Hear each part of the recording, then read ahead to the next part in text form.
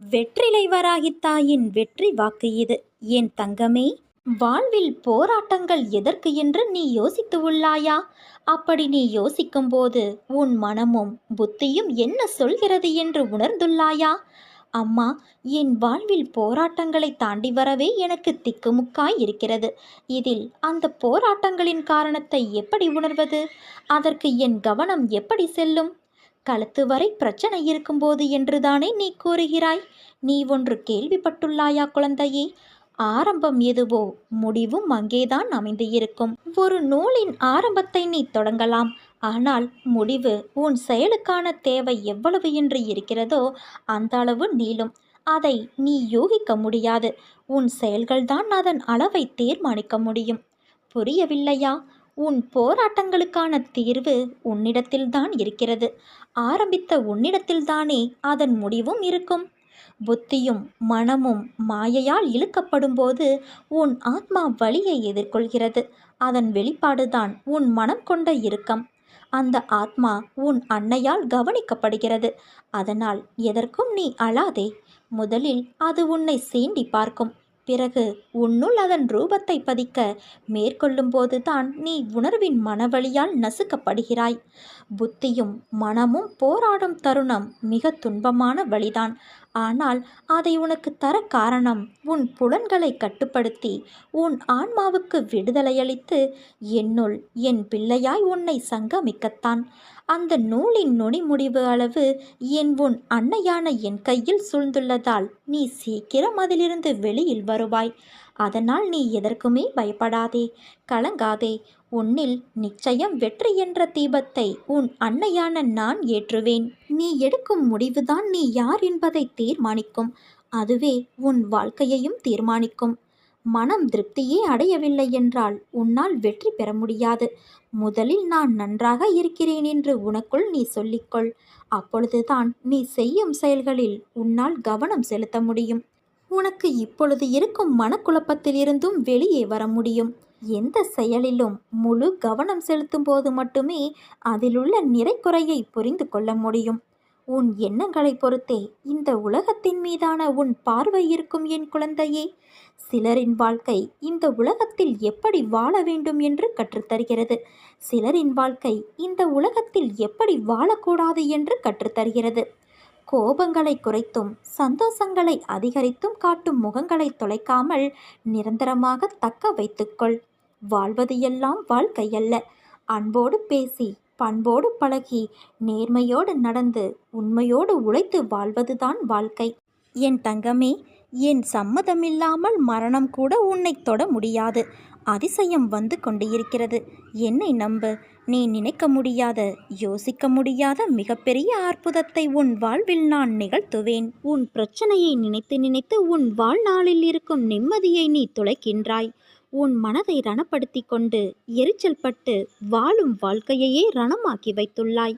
அதை எப்படி சரி செய்வது என்று தெரியாமல் இருண்ட காட்டில் நுழைந்ததைப் போன்று திக்கிட்டு இருக்கிறாய். இப்படி இருப்பதால்தான் வாழும் வாழ்க்கையே நரகமாகி தோன்றுகிறது உனக்கு. உனக்கு ஒரு விஷயம் பிடிக்கவில்லை என்றால் அவற்றின் நினைப்புகளை அறவே துடைத்துவிடு. அதை விரும்பாமல் நீ ஏற்றுக்கொண்டு அதை உனக்கு நீயே செய்யும் அநியாயமாக ஆக்கிவிடாதே. உனக்கு நீயே வேஷம் போடுகிறாய். அது உனக்கு நிம்மதி தராது. மற்றவர்களுக்கும் நிம்மதியில்லாத சூழ்நிலையை உருவாக்கிவிடும்.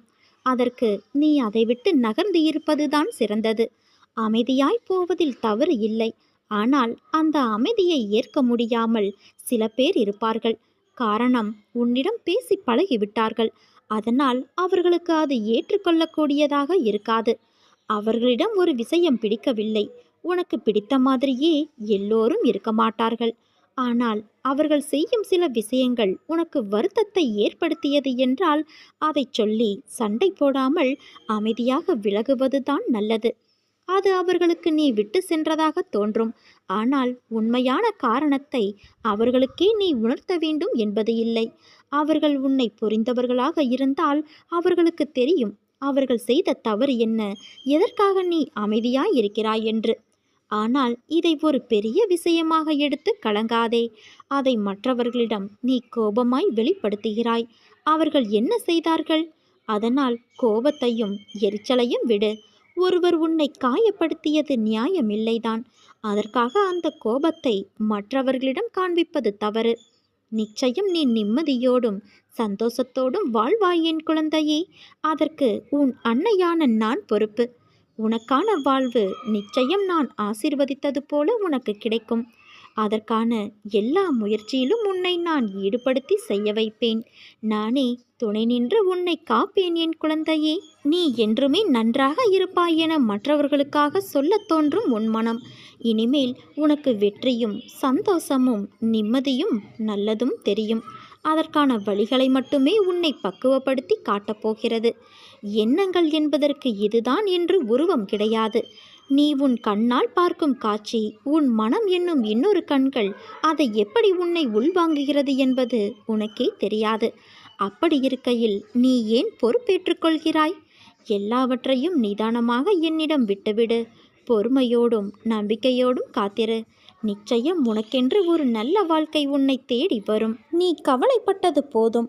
இனி உன் வாழ்வில் அற்புதங்கள் நிகழ்வதற்கான காலகட்டத்தை நீ நெருங்கிவிட்டாய். அதுவரை சற்று பொறுமையாக இரு. எல்லாம் நல்லதாகவே நடக்கும். பல ஏமாற்றங்களால் நீ மனம் வருந்துகிறாயல்லவா?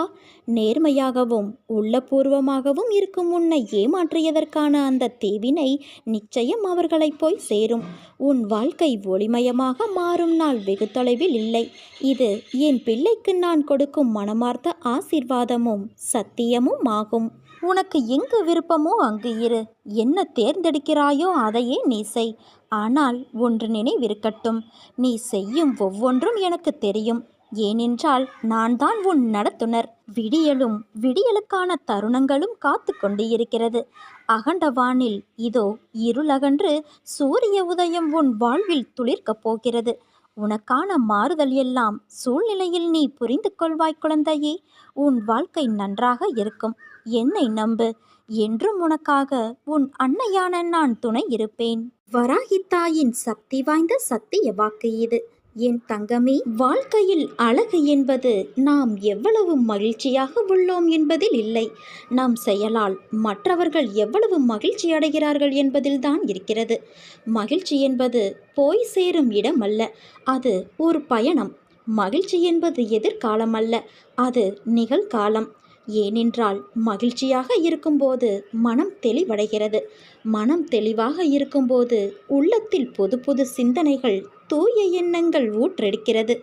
மனம் மகிழ்ச்சியாக இருக்கும்போது தான் ஒருவரின் செயல்திறன் அதிகமாகவும் ஆக்கப்பூர்வமாகவும் இருக்கும். எந்த சூழ்நிலையிலும் ஆனந்தமாக இருக்க கற்றுக்கொண்டு விட்டால் துன்பங்களின் நிழல் கூட உன்னை அணுக முடியாது. மற்றவர்களை மகிழ வைத்து மகிழ்ச்சிக்கொள். உலகம் உன்னை கண்டு மகிழும்.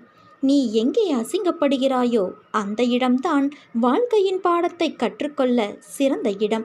அதனால் அமைதியாக இருந்து கற்றுக்கொள். உன் பிரச்சனை, சவால்கள் எதுவாக இருந்தாலும் சரி, சற்று விலக்கி வை. ஓய்வெடு. நிதானமாக யோசி. பிறகு செயல்படு. எல்லாம் சுலபமாக முடியும். பொறுமை ஒன்றுதான் உன்னை வெற்றிக்கான நல்நிலைக்கு கொண்டு செல்லும்.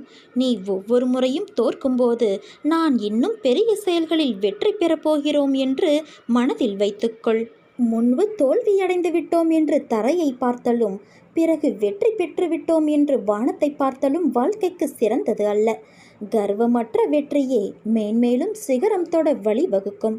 நீ சம்பாதித்த பணத்தை சேர்த்து வைக்கலாம், ஆனால் வாழ்க்கையை சேர்த்து வைக்க முடியாது. பணம் சம்பாதிக்க நல்லவர் கெட்டவர் எல்லோராலும் முடியும். மனிதர்களை சம்பாதிக்க நல்ல மனதுள்ள மனிதனால் மட்டும்தான் முடியும். முற்றுப்புள்ளியை கூட 3 முறை வைத்தால் தொடர்ச்சியாகிவிடும். எதிலும் குறைகளை காண்பவர்களுக்கு ரசிக்க தெரியாது. எதையும் ரசிப்பவருக்கு குறைகளே தெரியாது. அதனால் தவறவிட்ட நாட்களை எண்ணி வருந்தினால் மறுபடியும் கிடைத்து விடவா போகிறது?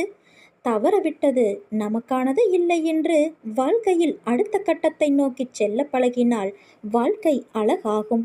நீ செய்யும் ஒவ்வொரு செயலையும் திட்டமிடு. ஒரு குறிப்பிட்ட வேலையை இவ்வளவு நேரத்திற்குள் செய்து முடிக்க வேண்டும் என்ற பழக்கத்தை வளர்த்துக்கொள். எதையும் நாளை செய்வோம் என்று தள்ளி போடாதே. நாளை நாளை என்று தள்ளி போடும் பழக்கம் நல்லதல்ல. தற்போது இருக்கின்ற காலம் மட்டுமே உனக்கு உரியது. மன உறுதியோடு வாழ்க்கையை நடத்து. நீரோட்டம் போல காலமும் நிற்காமல் ஓடிக்கொண்டுதான் இருக்கும். அதை ஒரு நாளும் நிறுத்த முடியாது.